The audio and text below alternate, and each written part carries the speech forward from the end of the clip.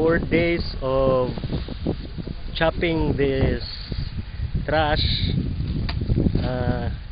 is equivalent to an estimated 109 sacks of shredded materials, and it will be machined or milled only for 1 day.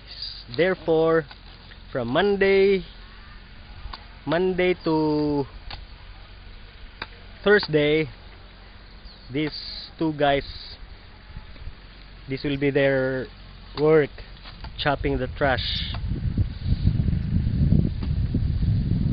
Take a closer look to the improvised helmet of Pedro. Next time, bro, tagaan na kagbots ha, pagbots. This is their job,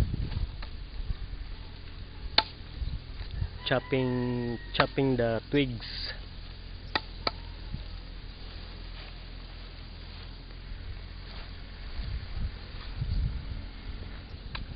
If only our machine could swallow the twigs, it would be much faster to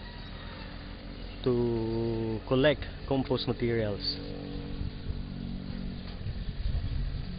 But it cannot, so therefore we have to chop it. Maybe next time we will just put it directly to the compost bin to save fuel from our chopping machine. But this bin is our first experiment. We will try another bin,